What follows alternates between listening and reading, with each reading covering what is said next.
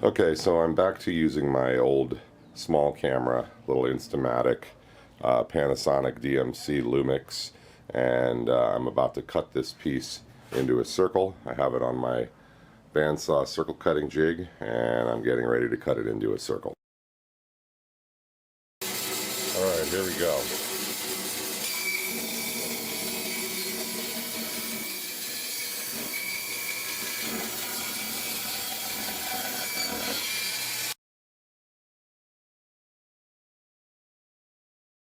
Alright, here it is, mounted up on the lathe, and that's just free spinning right now.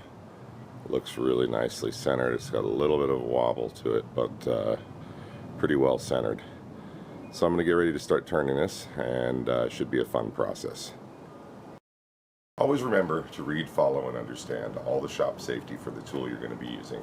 Today I'll be spinning something rather large, so I'm definitely going to have on my face shield. Safe turning, and thanks for watching and being a subscriber. Please like, comment, and share every chance you get. And if you're not a subscriber already, please take the time to subscribe to my channel. I'm providing lots of content here, and hopefully you will be inspired by something you see on my channel and the many other wood turners that are out there. Enjoy this video, and I hope it goes well.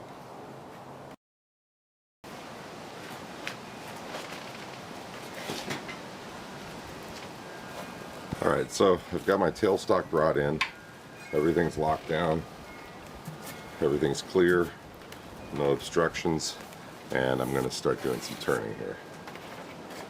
Now I'm going to start truing up this outer edge.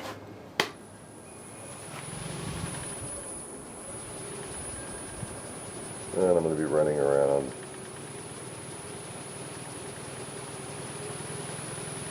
right around 600. Which is pretty high speed for this. A little more tailstock pressure. I'm going to turn down to just under 600. There we go, 580. Alright, so I'm going to be coming in out here.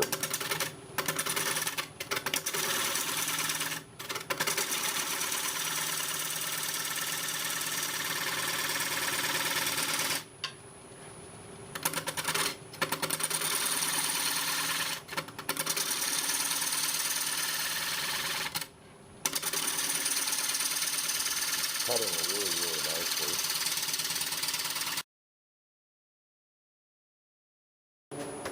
Alright, I'm back up here to 500 and 600 right now.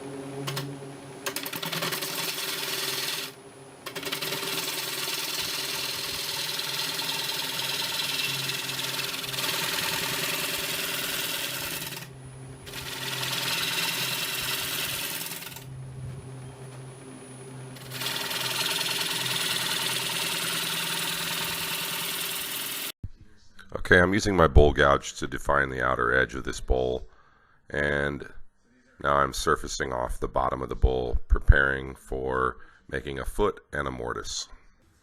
Okay, I'm using my bowl gouge to do a push cut and a push-pull cut. Now I'm changing my bowl scraper and doing a little refinement. A tiny bit more scraping here. I'm using my bowl scraper to scrape the bottom of the bowl nice and flat, and now once again using my bowl gouge as a shear scraper to blend all the edges in and get a nice smooth surface. Alright, now the bottom's almost there. I sharpened up my bowl scraper, and I'm getting really nice clean cuts using my interior bowl scraper, blending all the lines in all the way around the outer edge of the vessel.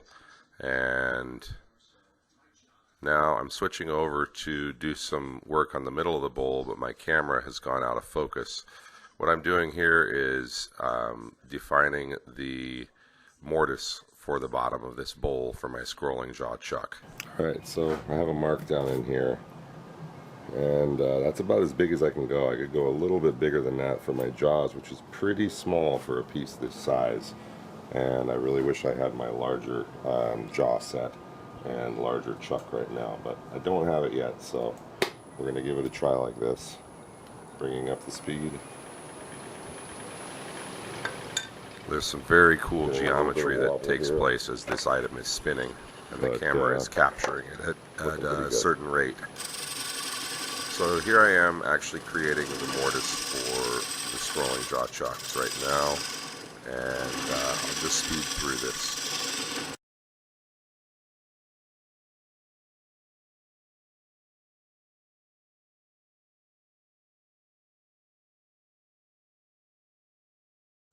Okay, here I'm making sure that this is deep enough so that my scrolling jaw chucks get a full seat all the way up against the jaws of the chuck. Now I'm creating a foot using my bowl scraper and blending those lines in so that this vessel will sit nice and flat on the table. I just did some power sanding up to, what was it, 180. Now I'm applying some denatured alcohol, and you'll get a couple things are nice about this. You get to see the color, real close to the color that it's going to be, and it cleans out the dust and raises the grain. Okay, now I'm flashing it off. I just used my lighter to burn the excess off of the denatured alcohol, and you're getting to see some pretty cool geometry again here as this piece is spinning and the lines are flying by. You're getting some star shapes at this point, six-sided, and looks pretty cool. I'm getting ready now to put some sanding sealer on, and that is just a shellac and denatured alcohol based sanding sealer, and I thin it out extremely so there's not very much shellac in it. It's mostly denatured alcohol. Okay, there we go. Now you should be getting some pretty cool geometric patterns on that. I'm going to change the speed a little. See what happens. Okay, there it goes to a different pattern. And let's go up a little more. Okay, there's another pattern. And alright, now we're going to go down in speed. Way down low. There you go. That's pretty cool too.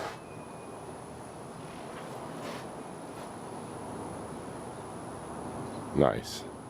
Alright, so I'm going to do some wet dry sanding and I'll check back in with you. This sanded down to 400 grit with a wet sand. Now I'm going to put some finish on it. And we'll see how that goes. Alright, I'm running up around 750 and I'm applying some friction rub finish.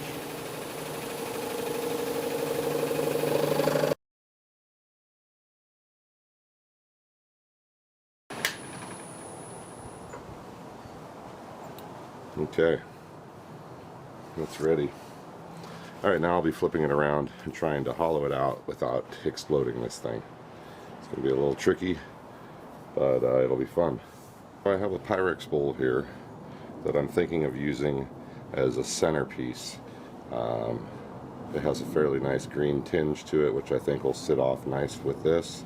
I wish it didn't say Pyrex in the bottom, but this is the bowl I have right now that I think will work nicely for this. So it's 5.5 inches across the bottom right here. Now, so if I measure from out here to there, right around 2 3/4, just a little bit under, which is good. Then I can test it. So for now, I'm going to back my tailstock out of the way, bring my tool rest over, turn the speed down, turn this on, identify the center, make a little scribe cut. That shows me approximately where the bowl is going to be. And hopefully, let's see where my holes are for my, yeah, good. So they're out past my holes for my faceplate. So I'll be able to hollow down to a point where this bowl will fit in there. But I'm going to do that at the end because I want to keep my tailstock nice and tight up against this while I turn the outer edge with keeping safety in mind. Alright, so I'm bringing my tailstock back in, locking it down, and making sure I'm nice and tight. I've already tightened my chuck down very, very well, and I'm going to get ready to turn. Starting relatively slow to start out here, because see what we got here. I'm up right now. I'm at, okay, so I'm going to start out right around 600, same as I did before. So I'm coming in out here very, very low, rubbing my bevel.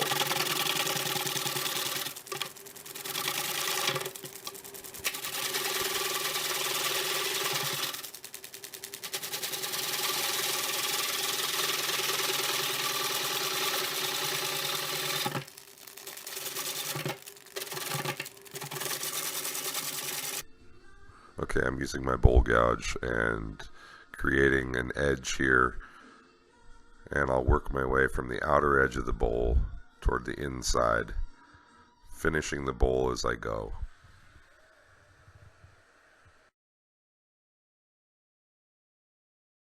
Alright, so what I have here is a finished thickness at the outer edge. I'm leaving about maybe 3/8 of an inch down here in the bottom or so. Something like that. I may go just a tiny bit deeper right here, but I'm going to do that with a very sharp thin scraper. I'm just going to go right in here.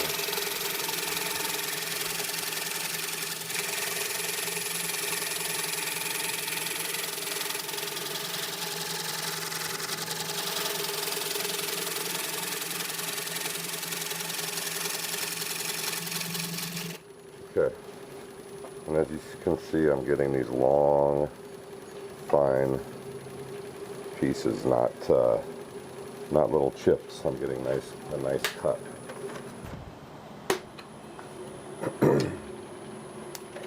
I'm all sharpened up.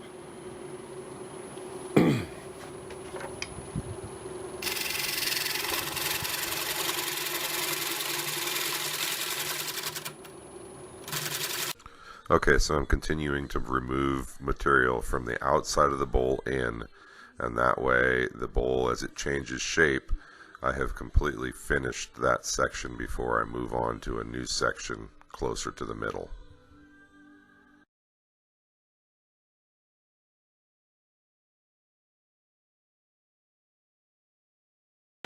Scraper pass here.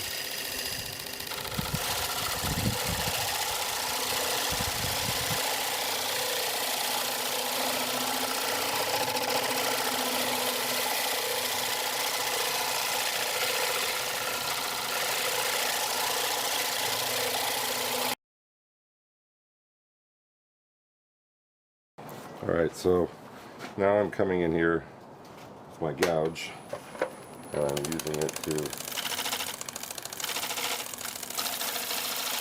put a little detail.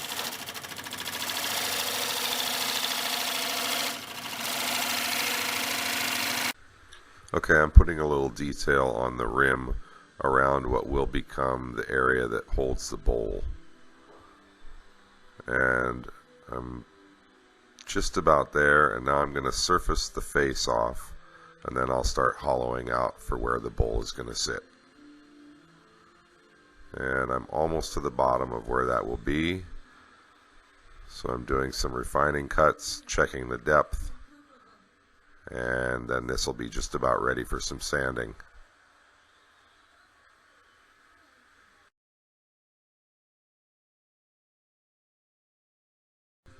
I'm putting some denatured alcohol on the inside and prepping for sanding sealer. Alright, here it is with sanding sealer on it. I'm going to give it a wet dry sand. Alright, so here it is. It's got some pretty cool patterns on this side too. And slow it down a little here.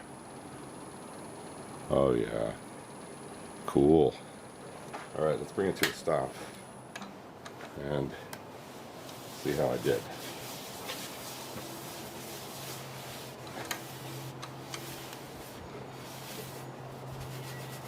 Alright, well, it It's absolutely beautiful. The bowl fits perfectly in there, and I think this will make a nice addition to our next large party. Maybe we'll have a spring party where we'll get to use this platter. And there you have it, another finished item from the Naked Turner. Hope you enjoyed. It was a lot of fun to make, quite a bit of work, but definitely will be well worth it. I'll take it off, sign it, take a few pictures. Hello, and thank you for watching the Naked Turner. This episode was all about making this party platter. I hope you enjoyed. I had a lot of fun. It was a challenge, and I think it came out looking beautiful. Let's see here. The bowl that's going to fit in it fits really nicely. It won't move around at all. Just spins nicely in there, and I think it turned out really, really nice. There you have it, another finished product.